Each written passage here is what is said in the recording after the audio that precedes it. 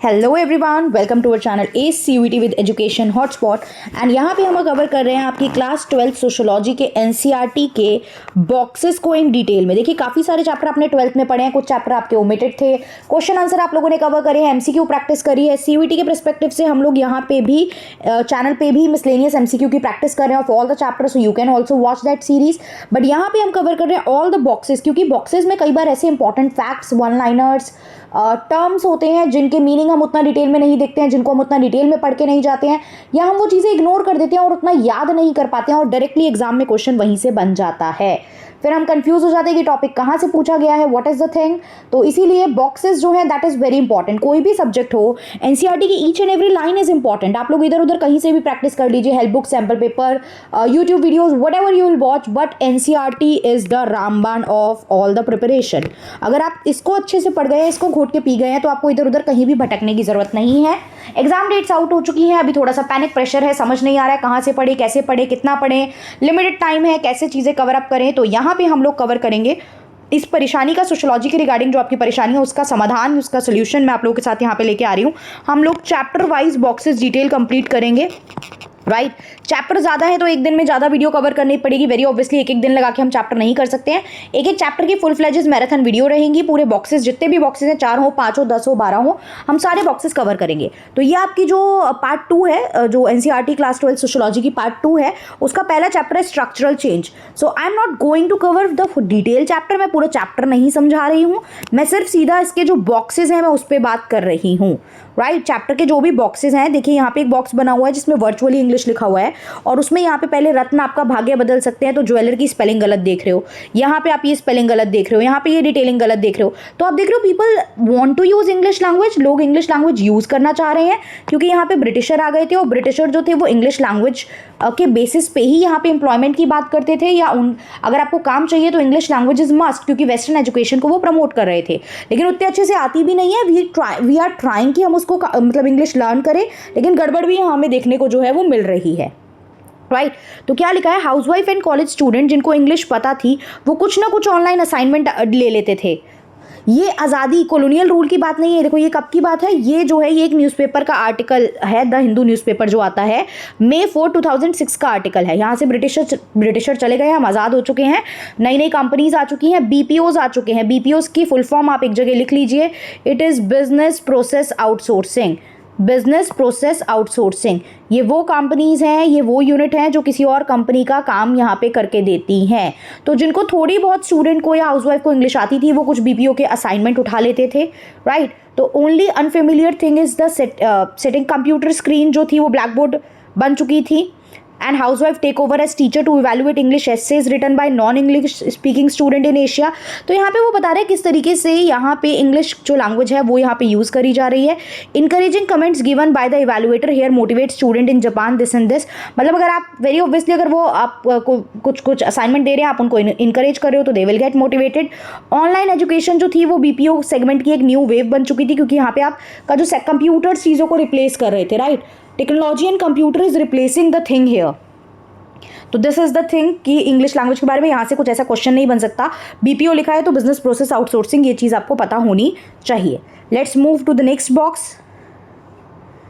Yes, forest policy in the colonial period in the north east India.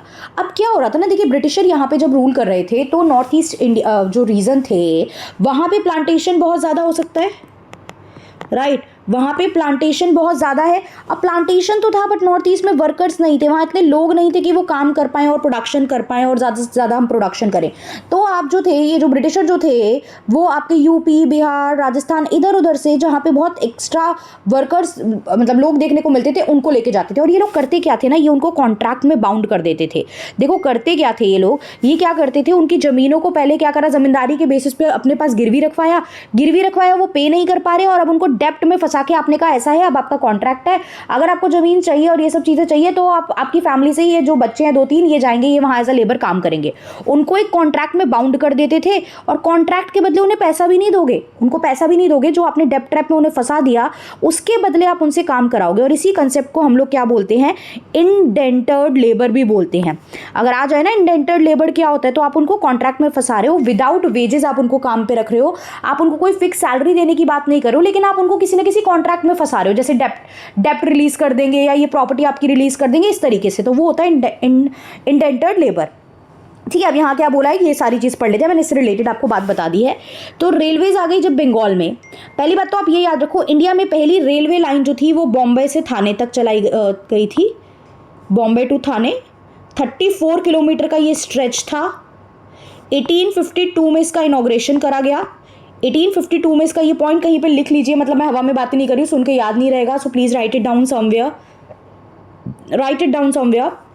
First railway line जो start की गई थी India में Bombay to Thane 34 kilometre, 1852 में इसको इनॉग्रेट किया गया था। 1854 में देखिए यहाँ पे जो है ब्रिज से पास हो रही है, थाने के पास से ये ट्रेन की इमेज भी दिखाई गई है। तो अब यहाँ पे क्या हुआ, जब एडवेंट ऑफ रेलवेज हुआ बंगाल में, इससे एक इंपॉर्टेंट टर्निंग पॉइंट आया और फॉरेस्ट पॉलिसी असम की हमें चेंज देखने को मिली। असम जो है तब वो बंगाल प्रोविंस का ही हिस्सा माना जाता था, it was part of Bengal province. From one of laissez faire into one of active intervention. Laissez faire होता है जहाँ पे आपको देखने को मिलती है फ्रीडम, फ्री फ्रॉम रिस्ट्रिक्शन, ऐसे टाइप की इकोनॉमी, ऐसे टाइप का एरिया होता है जहाँ पे मार्केट के बेसिस पे चीज़ें चल रही होती है, सरकार का कोई इंटरफेयर नहीं होता, कोई रूल रेगुलेशन सरकार की तरफ से नहीं आता, मार्केट और जो प्राइवेट लोग काम कर रहे होते हैं वो चीज़ों को डिसाइड करते हैं, तो लेजिस्फेयर होता है वो। लेकिन यहाँ पे बोला चेंज देखने को मिला, लेजिस्फेयर से हमें इंटरवेंशन देखने को मिला। डिमांड फॉर रेलवे स्लीपर्स जो थी वो वहाँ पे ट्रांसफॉर्म हो गई, यहाँ पे फॉरेस्ट को रिगार्डिंग जो है फॉरेस्ट के रिगार्डिंग यहाँ पे हमें चीज़ें देखने को मिलने लगी। यहाँ पे आप ये कॉलोनियल एडमिनिस्ट्रेशन का एक इंपॉर्टेंट रेवेन्यू सोर्स बन गया था। 1861 से 1878 वाला जो मतलब यहाँ पे 1861 से 1878 तक 269 स्क्वायर माइल का जो एरिया था उसको रिजर्व फॉरेस्ट क्रिएट कर दिया इन्होंने, मतलब कि वो फॉरेस्ट के राइट इन्होंने अपने हाथ में ले लिए। 1894 में इन्होंने और बढ़ा के 3683 स्क्वायर माइल एरिया यहाँ पे कर दिया। 19वीं सेंचुरी तक तो एरिया ऑफ फॉरेस्ट जो था वो कंप्लीटली इतने माइल का जो एरिया था वो यहाँ पे रिजर्व फॉरेस्ट के अंडर चला गया था। अब ये तो नहीं ऐसे डायरेक्टली पूछेगा इतना डेटा, बट या काफ़ी सारे फॉरेस्ट जो एरिया ये हिल एरियाज पे लोकेटेड थे जो ट्राइबल कम्युनिटीज़ कंट्रोल कर रही थी, ट्राइबल कम्युनिटीज़ रन कर रही है, ट्राइबल कम्युनिटीज़ के उससे रिलेटेड रिसोर्स ओन करती है, ट्राइबल कम्युनिटीज़ रिसोर्स ओन कर रही है, उनका ट्रेड कर रही है, तो they belong to them. But यहाँ पे ब्रिटिशर ने वो चीज़ें अपने अंडर कर ली और उनको उनके जो राइट्स थे, बेसिक राइट, उनसे यहाँ पे अलग किया गया। बहुत सारे ट्राइबल मूवमेंट हुए भी इसीलिए हैं, अगर आप रिफॉर्म मूवमेंट पढ़ते हो ना तो बहुत सारे ट्राइबल मूवमेंट हुए इसलिए क्योंकि ब्रिटिशर का इंटरवेंशन देखने को मिलने लग गया था उन राइट्स में। अब यहाँ after 1834 to 1920 ship left from port of India on a regular basis, मतलब इंडिया से बाहर शिप्स जो थी वो जा रही थी, अलग अलग रिलीजन के, जेंडर के, एक अलग क्लास कास्ट के लोगों को लेके मतलब देखिए क्या करने, मतलब शिप लोगों को लेके जा रही थी कम से कम 5 साल के लिए प्लांटेशन, मॉरिशस की प्लांटेशन सेक्टर में वर्क करने के लिए। सिंपल सी बात है, आप यहाँ से लेबर को लेके जा रहे हो ताकि वो मॉरिशस में जाके उस प्लांटेशन सेक्टर में वर्क कर सके। और इन लोगों को जो ये मॉरिशस वगैरह इन जगह पे गए थे एज ए वर्कर काम करने, यहाँ लिखा नहीं है बट इनको बोला जाता है girmitiyas, right. These people are known as girmitiyas, जो एज अ लेबर अपनी सर्विसेज देने यहाँ इन लोगों को मॉरिशस तक लेके गए, क्योंकि ब्रिटिशर का कंट्रोल है ना इंडिया पे भी बाहर भी, तो अब आप यहाँ से लोगों को वहाँ शिफ्ट करो बिकॉज वहाँ पे लोग नहीं है काम करने के लिए। तो आप पटना, गया, अर्रा, मतलब ये डिस्ट्रिक्ट बताए हैं इन जगह से लोगों को लेके, बिहार के कुछ डिस्ट्रिक्ट से लोगों को लेके, क्योंकि यहाँ एक्स्ट्रा लोग थे, यहाँ उतना प्रोडक्शन था नहीं, रिजल्ट था नहीं, वहाँ ज़रूरत थी, वहाँ प्रोडक्शन था, तो वहाँ पर आपने लोगों को भेज दिया। डन। चलिए आगे देखते हैं नेक्स्ट बॉक्स में क्या बात की गई है। Box number 1.3 census of India report के बारे में बताया गया है। 1911 के सेंसस की बात की गई है, राइट। हर 10 ईयर के बाद 11th ईयर में इंडिया सेंसस कंडक्ट करता है, तो 1911 के सेंसस में के बेसिस पे इन्होंने क्या बोला है, extensive importation of cheap European price goods and utensil. अब हमें पता है इंडिया सिर्फ क्या कर रहा था, रॉ मटेरियल एक्सपोर्ट कर रहा था। ब्रिटिशर यहाँ से रॉ मटेरियल ले जाते थे और बाहर फिनिश्ड गुड बनाते थे मशीन यूज़ करके सस्ते में, और फिर यहाँ पे इंडिया को इंपोर्ट करना पड़ता था और इंडिया वो प्रोडक्ट यूज़ करती थी। तो इंडिया एक सिर्फ एक्सपोर्टर ऑफ रॉ मटेरियल बन के रह गया था। और क्या हो रहा था, रॉ मटेरियल एक्सपोर्ट करते थे कम प्राइस पे, इंपोर्ट कर रहे हो फिनिश्ड गुड ज़्यादा प्राइस देने पड़ रहे, तो डबल मार हमें यहाँ पे झेलनी पड़ रही थी। तो extensive importation of cheap European price good and utensil and the establishment of India itself of numerous factories of western type की फैक्ट्रीज यहाँ पे लग रही थी, और यहाँ से हमारी काफ़ी विलेज इंडस्ट्री और आर्टिशंस को नुकसान हो रहा था, क्योंकि अब आप प्रोडक्शन बाहर कर रहे हो, यहाँ पे हैंडीक्राफ्ट का काम कम हो गया, आप जो भी जो ये सब आर्टिशियन वाली चीज़ें होती है वो भी बाहर से बना के ला रहे हो मशीन्स यूज़ करके। तो और प्लस यूरोपियन जो है, हमारे मुगल राजा जिस तरीके की चीज़ों की डिमांड करते थे, तो हमारे कलाकार वो बनाते थे। जो ब्रिटिशर है उनका टेस्ट डिफरेंट है, तो यहाँ पे हमारे आर्टिशियन और हमारे यहाँ पे जो इंडस्ट्रीज थी हैंडीक्राफ्ट वगैरह, उनका काफ़ी ज़्यादा नुकसान इस वजह से हो रहा था, राइट। तो यहाँ पे अब आपको क्राफ्ट का काम छोड़ के एग्रीकल्चर में ही जाना पड़ रहा था। एग्रीकल्चर में पहले से ही इतने सारे लोग हैं, 10 लोगों की ज़रूरत है तो वहाँ 20 लोग काम कर रहे हैं। डिस्गाइज्ड अनएम्प्लॉयमेंट वहाँ ऑलरेडी एग्जिस्ट कर रही है, लेकिन कुछ ऑप्शन ही नहीं बचा। बड़ी बड़ी इंडस्ट्री हमारे यहाँ है नहीं, क्राफ्ट का काम था वो खत्म होता जा रहा है, तो अब क्या करेंगे, मजबूरी में एग्रीकल्चर में ही आना पड़ रहा था, राइट। तो इससे आपका ओल्ड विलेज का जो कंसेप्ट था, जो ऑर्गेनाइजेशन था, वो धीरे धीरे कहीं ना कहीं पिछड़ता जा रहा था। डन। चलिए अगला box, the substitute offered by east India company and, बाद में जो ब्रिटिशर, पहले ईस्ट इंडिया कंपनी थी, बाद में रिवोल्ट के बाद जो ब्रिटिशर के सीधा क्राउन रूल में चला गया था आपका इंडिया। तो यहाँ पे जो ये British government east India company ये जो सब्स्टिट्यूट आपको ऑफर कर रही थी, वो लैंड ओनरशिप दे रही थी, इंग्लिश एजुकेशन देने की बात कर रही थी। तो ज़मींदार बहुत मतलब एक तरीके से चापलूसी कर रहे थे ब्रिटिशर की, प्रॉपर्टी लेना, पावर ले लेना, और यहाँ पे ज़मींदार एक तरीके से एक पैरासाइट बन गए थे। देखो मेंशन भी किया गया, ज़मींदार become the parasite in land and the graduate job Hunter, क्योंकि ये लोग ब्रिटिशर के आगे पीछे घूम के उनसे लैंड ओनरशिप ले रहे हैं और बाकी अपने ही लोगों को फिर आगे जाके एक्सप्लॉइट कर रहे हैं। अब डायरेक्टली ऐसे इसमें भी कोई क्वेश्चन बनने के चांसेस नहीं है इस पैराग्राफ में, बट यहाँ पे ये चीज़ बताई गई है कि किस तरीके से ज़मींदार सी नॉर्मल लोगों को एक्सप्लॉइट कर रहे हैं। साउथ एशियन कॉलोनियल सिटी का मॉडल क्या बताया गया है कि जो यूरोपियन टाउन था वहाँ पे बहुत बड़े बड़े बंगलोज देखने को मिलते थे, अपार्टमेंट हाउसेज होते थे, स्ट्रीट प्लान होती थी, दोनों साइड स्ट्रीट के ट्रीज लगे हुए हैं, क्लब्स बनते हैं आफ्टरनून गेट टुगेदर के लिए बैठ के, मतलब एक मॉडर्न सिटी का कंसेप्ट यहाँ पे बताया कि कॉलोनियल सिटी किस तरीके से होती थी, राइट। वेस्टर्न रिक्रिएशनल फैसिलिटीज़ वगैरह है, गोल्फ कोर्स, गेम्स के लिए अलग अलग चीज़ें बनी हुई हैं उनके एंटरटेनमेंट के लिए, domestic water supply, electric connection, sewage link, ये सब एक प्रॉपरली प्लान सिटी की तरह वो जो है उनकी सिटी बनी हुई थी। अगेन कुछ क्वेश्चन सच ऐसा नहीं है कि साउथ एशियन कॉलोनियल सिटी का फीचर्स आपसे पूछ लेगा, तो वो तो आप पढ़ के नहीं भी जाओगे तो भी आप बता पाओगे एक प्लान सिटी के क्या क्या फीचर्स होते हैं, राइट। फिर आता है हाउ वर लेबर रिक्रूटेड। आप कह रहे हो लेबर को हम काम पे रख रहे हैं, तो कैसे आप रख रहे थे लेबर्स को काम पे? अभी मैंने बताया था इंटेंडेड लेबर का कंसेप्ट, अभी जो बताया था वहीं से लिंक करो इसको। यहाँ से आप यूपी बिहार से लेके उनको असम में लेके जा रहे थे क्योंकि वहाँ पे लोग कम थे, है ना। चलिए तो देखते हैं। टी इंडस्ट्री इंडिया में 1851 में आ गई, याद रख लेना ये ईयर। बहुत से टी गार्डन जो थे वो असम में सिचुएटेड थे। 1903 में टी इंडस्ट्री में अराउंड 4,79,000 परमानेंट और 93,000 टेम्प्रेरी एम्प्लॉयज़ को रखा गया काम पे। असम जो है वहाँ पे पॉपुलेशन थोड़ी कम है, तो टी प्लांटेशन जो है इसीलिए यहाँ पे आपको हिल साइड्स में देखने को मिलती है, और यहाँ पे जो लेबर थी उसको आप इंपोर्ट कर रहे थे बाकी दूसरी प्रोविंसेस से, क्योंकि यहाँ पे इतने ज़्यादा लोग थे नहीं जो काम कर सके, जो जितनी ज़रूरत है उतनी नीड को फुलफिल कर पाएँ। तो but to bring thousand of people every year दूर दूर से लेके आना, राइट। और इस तरीके के अनहेल्दी क्लाइमेट, क्योंकि Assam hilly area, adverse living condition, तो क्लाइमेट तो अनहेल्दी है ना वहाँ पे, तो इसीलिए यहाँ पे आपको फाइनेंशियल एंड अदर इंसेंटिव वगैरह भी देने पड़ेंगे लोगों को।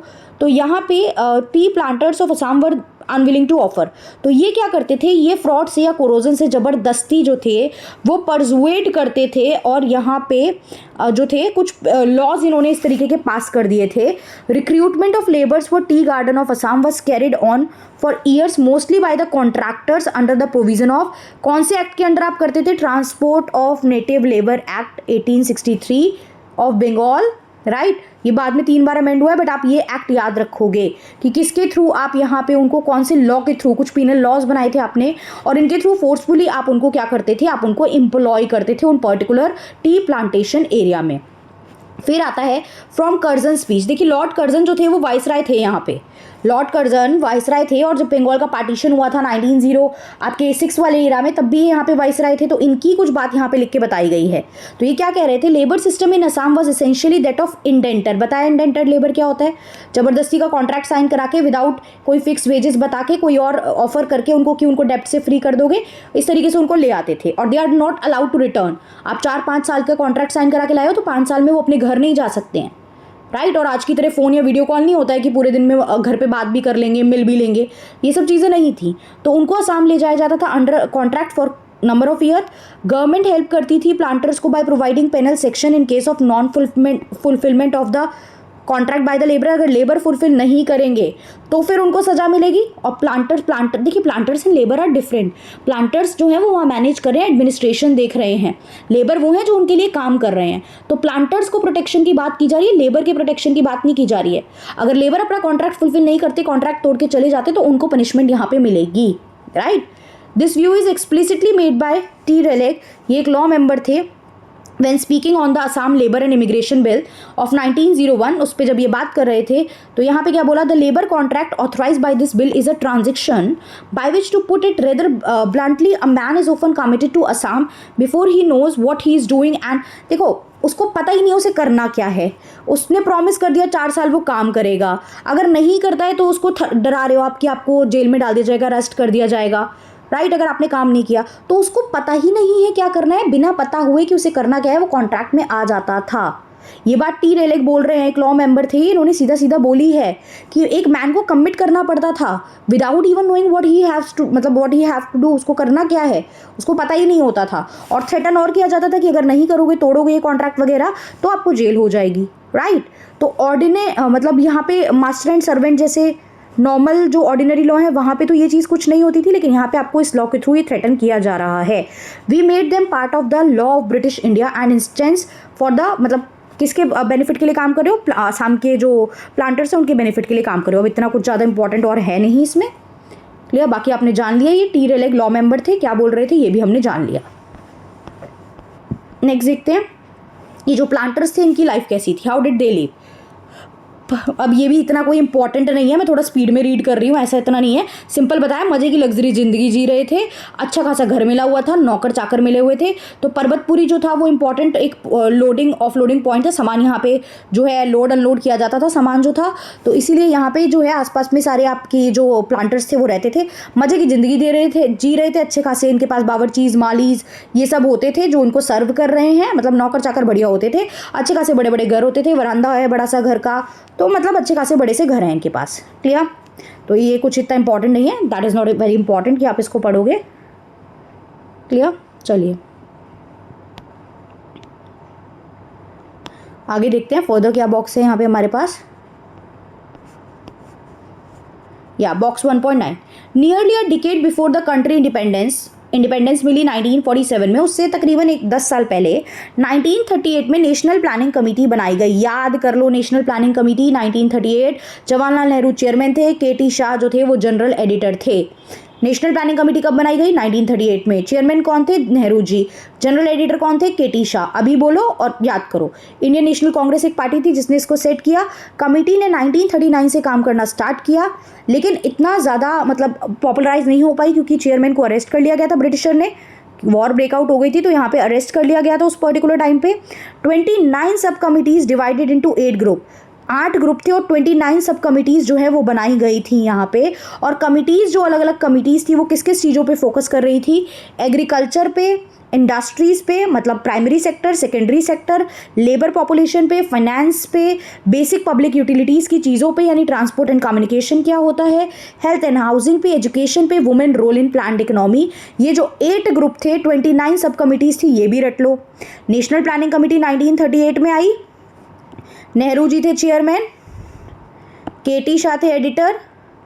इसमें टोटल 8 ग्रुप थे, 29 सब कमिटीज थी जो अलग अलग सेक्टर पे काम कर रही थी। एक बार नजर मार लेना, क्या एजुकेशन पे कर रही थी, बिल्कुल कर रही थी। वुमेन रोल पे कर रही थी, बिल्कुल कर रही थी। एग्रीकल्चर पे कर रही थी, इंडस्ट्री पे कर रही थी, लेबर पे कर रही थी, फाइनेंस पे कर रही थी, ट्रांसपोर्ट कम्युनिकेशन पे कर रही थी, हेल्थ एंड हाउसिंग पे कर रही थी। अमंग द सब कमिटीज कुछ जो ये सब कमिटीज बनी है अलग अलग हेड्स पे काम करने के लिए, इन्होंने अपनी रिपोर्ट सबमिट करी इंडिया के इंडिपेंडेंस से पहले, 1947 से पहले। और कुछ रिपोर्ट जो थी 1948-49 में पब्लिश हुई। लेकिन बाद में आपको पता है आज़ादी के बाद हम लोगों ने क्या सेटअप कर दिया था, प्लानिंग कमीशन सेटअप कर दिया था 1950 में, राइट। तो यहाँ पे कमीशन के वर्क को ही वो आगे एक्सपेंड कर रहा था। प्लानिंग कमीशन 1950 में सेट कर दिया गया था जिसके चेयरमैन जो होते हैं वो प्राइम मिनिस्टर होते हैं। और आज की डेट में क्या प्लानिंग कमीशन एग्जिस्ट करता है? नहीं, आज की डेट में प्लानिंग कमीशन को रिप्लेस कर लिया किसने? नीति आयोग ने। तो आप लोग मुझे कमेंट करके बताओगे नीति आयोग की फुल फॉर्म क्या होती है और कौन सी डेट को कब से नीति आयोग ने प्लानिंग कमीशन को रिप्लेस कर लिया। क्लियर? तो this is the 1.9 box and then अगर हम आगे देखते हैं, let's move further. Yes, box 1.10 देखते हैं। Firstly there are villages in which sizeable number of people have sought employment, मतलब कुछ विलेजेस से लोग दूर दूर काम करने जा रहे हैं, राइट वो अपनी फैमिली मेम्बर्स को वहाँ पे छोड़ के जा रहे हैं अपने विलेजेस में। इन माधोपुरा विलेज जो है नॉर्थ सेंट्रल इंडिया में है, 298 हाउस होल्ड में से 77 जो है वो माइग्रेंट हैं, लोग चले गए हैं काम करने, वहाँ काम ही नहीं है, मेजरली बॉम्बे कलकत्ता में लोग काम करने जा रहे हैं, राइट। कुछ लोग जब काम करने जा रहे हो अपने परिवार पीछे, तो परिवार को पैसा भेजोगे, कई बार आप लोग आके विलेज में एक साल में 4-5 बार आके अपने विलेज में मिल के चले जाते हो फैमिली से, राइट। तो ये चीज़ बताई गई। अब इसमें से क्वेश्चन तो बनेगा नहीं, ठीक है, ऐसे तो डायरेक्ट क्वेश्चन नहीं बनेगा, बट लोग बाहर जा रहे थे जॉब की मतलब काम की तलाश में, उनको काम चाहिए, एम्प्लॉयमेंट चाहिए, इसीलिए लोग जो थे वो बाहर जा रहे थे अलग अलग जगह काम करने, राइट। उनका जो है विलेजेस में बड़े बड़े घर बने हुए हैं, वहाँ उन्होंने बहुत पैसा लगाया है चीज़ों पे, लेकिन शहरों में वो नॉर्मल छोटी छोटी जगहों पे रह रहे हैं। दूसरा अर्बन इम्पैक्ट हमें देखने को मिलता है, जो ऐसे टाउन जो इंडस्ट्रियल टाउन के पास हैं, ऐसे अर्बन एरिया जो इंडस्ट्रियल टाउन के पास हैं, जैसे भिलाई वगैरह है तो उसके आसपास है, राइट। तो अगेन इसमें ऐसा कुछ नहीं है जो आपको पढ़ना पड़े, जो आपको याद करना पड़े, जिससे क्वेश्चन आएगा। यहाँ पे बस लिविंग स्टैंडर्ड इन द मतलब माइग्रेशन का कंसेप्ट बताया, people are moving from rural to urban area in search of their work, और किस तरीके से लाइफस्टाइल होती है। कुछ जगहों पे प्रॉपर वेल डेवलप्ड घर बने होते हैं, अच्छे से बने होते हैं, और कुछ जगहों पे उतने ही ज़्यादा जो है घर जो है छोटे छोटे घर, स्लम एरिया काइंड ऑफ ये चीज़ें बनी होती हैं। क्लियर? तो this is the thing. Again इसमें ऐसा कुछ नहीं है जो आपको बहुत सीरियसली लेना पड़े।